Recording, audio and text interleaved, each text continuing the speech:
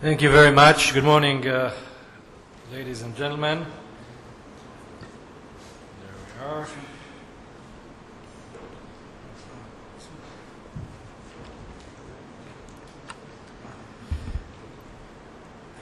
Gives me a great pleasure to be here since we've had in Washington a very tough winter, so the notion of me being here in a warm temperature, friendly country and a wonderful beachfront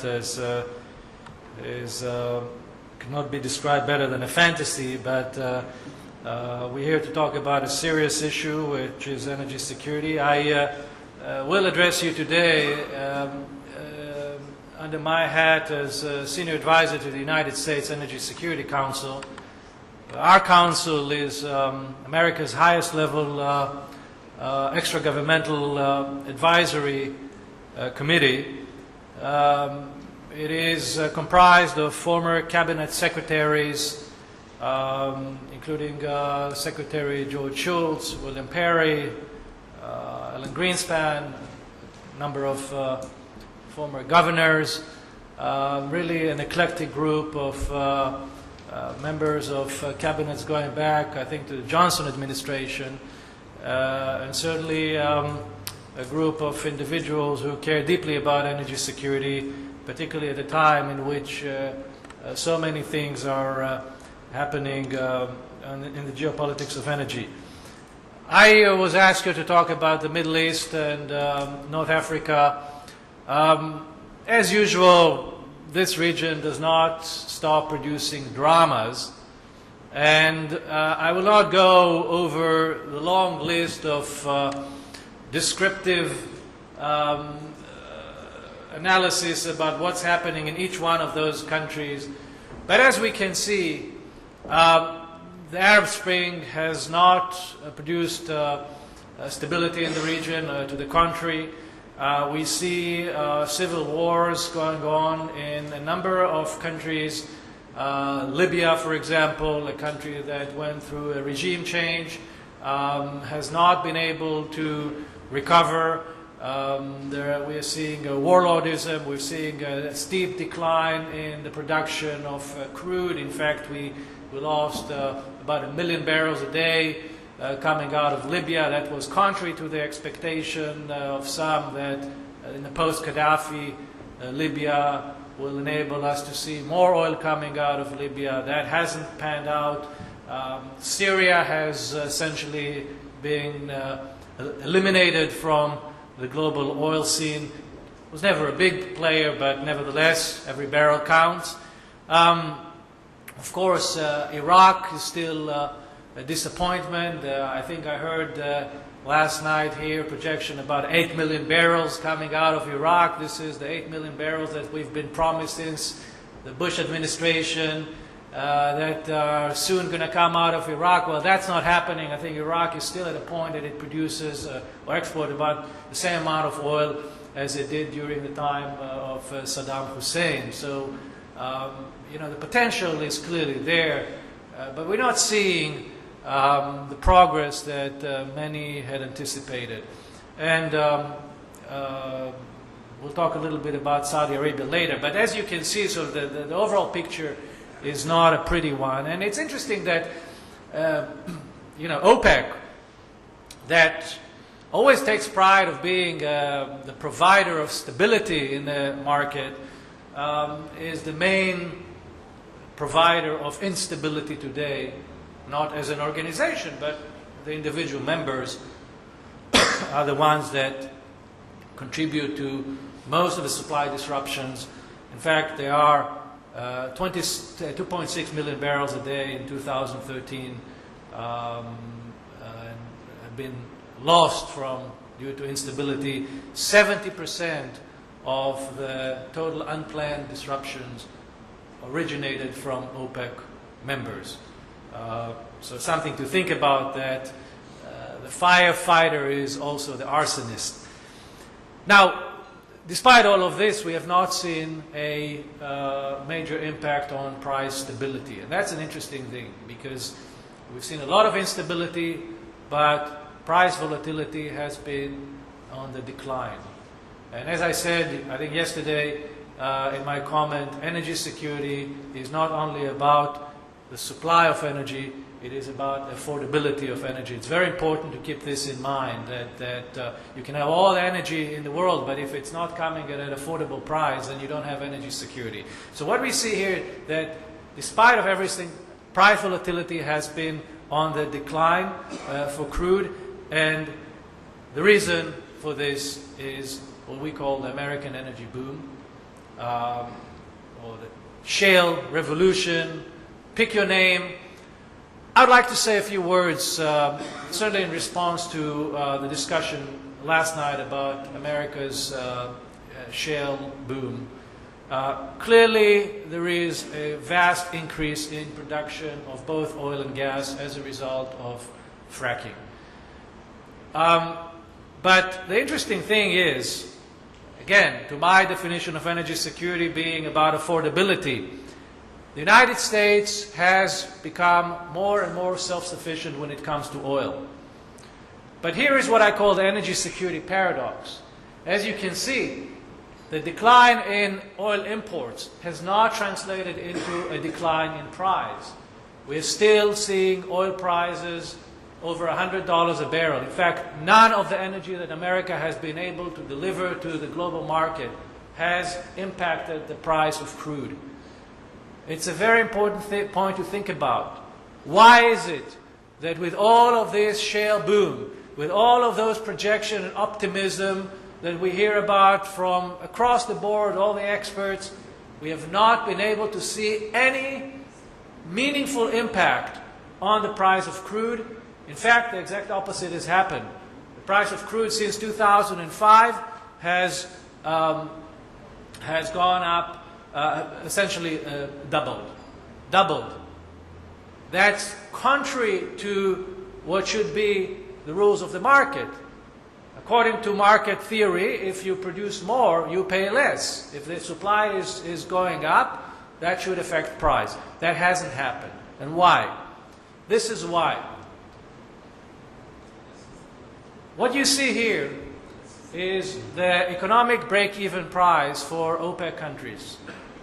This is how much money OPEC countries need in order to stay economically viable. So, of course, the numbers vary according to each country. Each country has different economic conditions. But as you can see, for most of OPEC countries, they need at least $100 a barrel to stay economically viable. So, when you hear about the disputes within OPEC between Saudi Arabia and Iran or Venezuela, this is what it's about. It's whether oil is going to be $150 a barrel or only $100. But for most of OPEC, three-digit oil is the new normal. Under three-digit oil, under $100 oil, that means bankruptcy.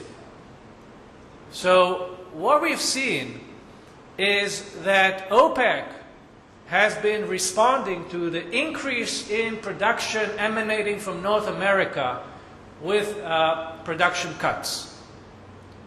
In fact, OPEC today, and they've been doing it for the past 40 years, you can look at the numbers, OPEC today produces less oil than they did 40 years ago. 40 years ago, they produced 30 million barrels a day. Before we had China, before we had India, before we had lots of newcomers to the oil market. So 40 years ago, they produced 30 million barrels a day. Today, they produce 29.5 million barrels a day. So they produce today less oil than they did 40 years ago, even though they control 3/4 of the conventional crude reserves. So clearly my point is that OPEC is producing far less than their geological reserves enable them to. And the reason that they're doing it is because they need the break-even price of oil to be where they need it to be in order to stay economically viable. We're talking about countries that have great needs, particularly after the Arab Spring, in which their budgetary needs have been increased. And that tells me that even though the United States may be able to sustain its production of tight oil, and suppose other countries may increase their production as well, OPEC is going to reduce by production cuts. And therefore, when I look at it from an energy security standpoint, from the price standpoint, I do not see that any of this will have any meaningful impact or downward pressure on the price of crude. And I think that we might even see the opposite, because when you look at those countries' economic projections down the road, particularly Saudi Arabia, by the way, it's an interesting country because everybody thinks about Saudi Arabia as the major oil-producing country. But Saudi Arabia is the 6th largest consumer of oil. Now, think about it. Saudi Arabia has about the population of Sri Lanka, and it's the 6th largest consumer of oil in the world. This is incredible thing that a country so small consumes more oil than Canada or Australia or South Korea or even Germany. And why is it important? It's important because the more they consume, the less they have to export, and therefore the more they need to jack up the price.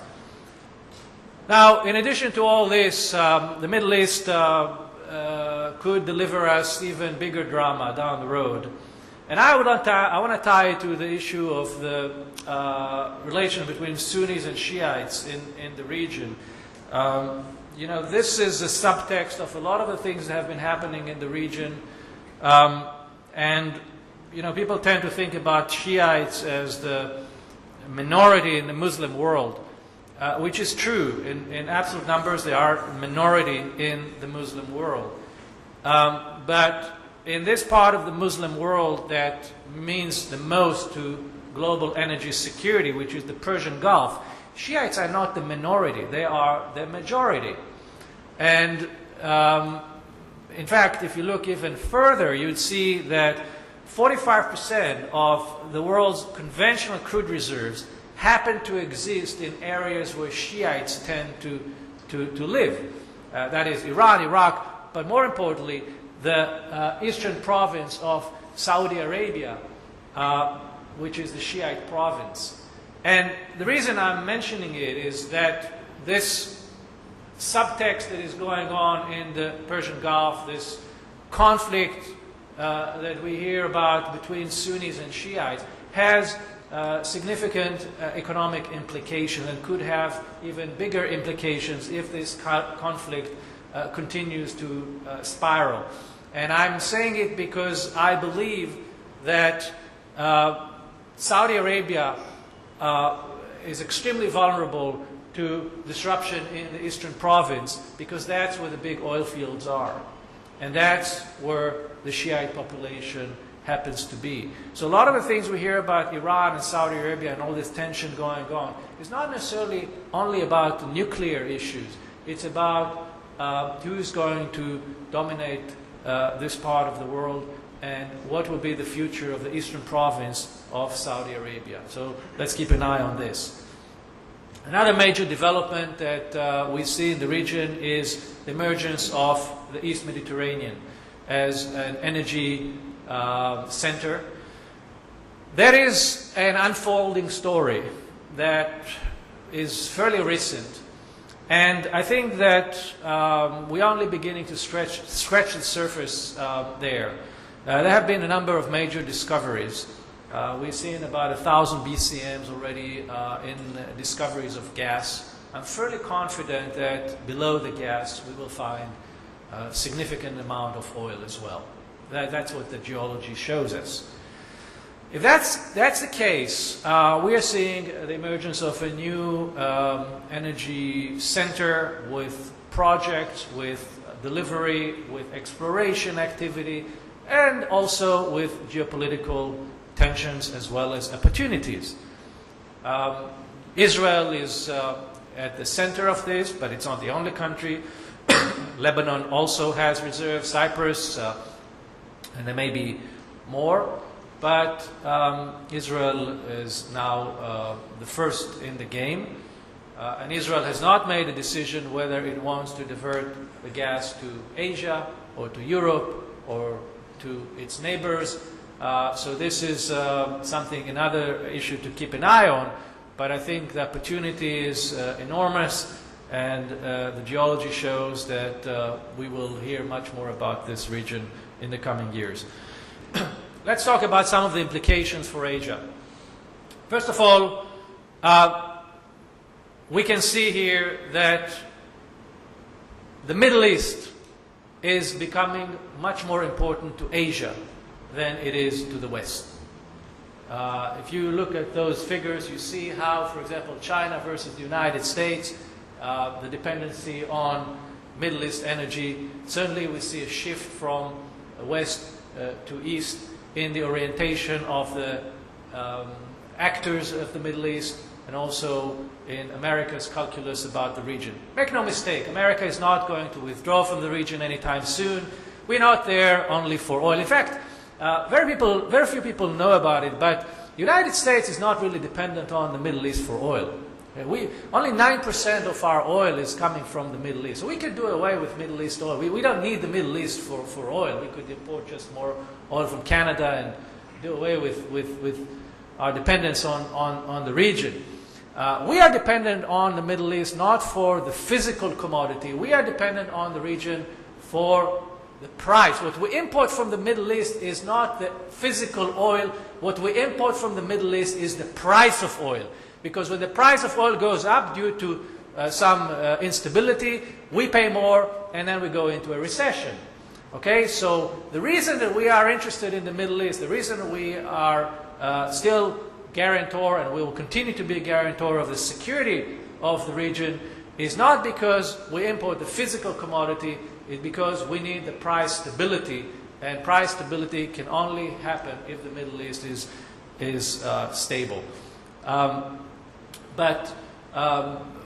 We believe that this responsibility, at least we, when I say we, not necessarily the U.S. government, but my organization, my own position is that we need to see more burden sharing in the protection of the Middle East, in the deployment of military force. I think we need to see it's time for other countries to be more active in this effort of providing stability and security, not only with regards to piracy, that's a small part of the puzzle, but more in the ability to project force to the region should we see disruption in the traffic in the Strait of Hormuz or in the Suez Canal or other places, or God forbid if there is a war between, I don't know, Saudi Arabia and Iran, or any scenario that you could think about. We've seen so many of those over the years. U.S. energy exports will dampen prices, and that's good news. However, I want to make a caveat here. We have to be very careful not to read too much into the American shale boom. I hope that the optimists are going to prevail in this, but I want to caution all of you that this is a very new phenomenon. We have only seen fracking going on for very few years, and in only about 3 geological formations which are very friendly and very convenient formations to work at. It is not necessarily true that what we've seen so far will apply to the entire reserve base, that the economics will be as friendly as we've seen so far. And it is not necessarily true that we can sustain this for the long haul.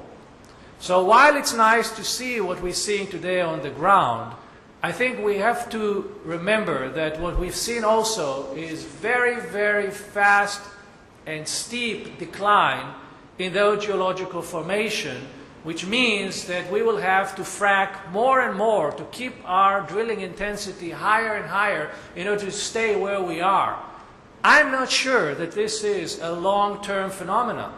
It may be something that could begin to phase down simply because as you move closer and closer to places where people actually live and you face more and more local opposition, we don't know how that is going to pan out. So all I'm saying is, great news, but don't get into this irrational exuberance, to use the phrase of Alan Greenspan, with regards to fracking. We don't know, and we have to recognize that we don't know, and there's so many things that we need to understand and learn about fracking, and it will take time. So let's be patient about that. But for the near term, I think we will see U.S. energy exports. Hopefully, we will lift the ban on exporting crude, so we can be part of the global market in crude oil as well as natural gas. And I would even also add coal, because the United States now, as it replaces a lot of coal with natural gas, it has a lot of coal that it can export to the rest of the world, and it's high quality coal. I would end up maybe with something that doesn't happen to come up a lot in Energy Security Conference, and I think it's unfortunate, and that is the issue of nuclear power. Post-Fukushima, a lot of people are taking a step back and thinking more critically about nuclear power, but my position is that nuclear power is still a very important part of the global energy mix. Certainly for some countries, particularly China, it is nothing other than a must. I don't think China can continue to develop economically without robust nuclear sector. If you see today what's happening in China with air pollution, it's just incredible. And nuclear power is going to be a very important part of the global energy portfolio. Much more, I think, than what the International Energy Agency prescribes and projects. But with this in mind, let us look who is dominating the future of nuclear. 52 out of 72 reactors currently under construction are in Asia. Not in France, not in the United States, not in Canada, not in Australia, in Asia. So the future of nuclear is in Asia. The future of nuclear engineering is in Asia. The future of anything to do with technology, uranium technology, will be in Asia. That opens enough questions to fill a whole session, maybe a whole conference.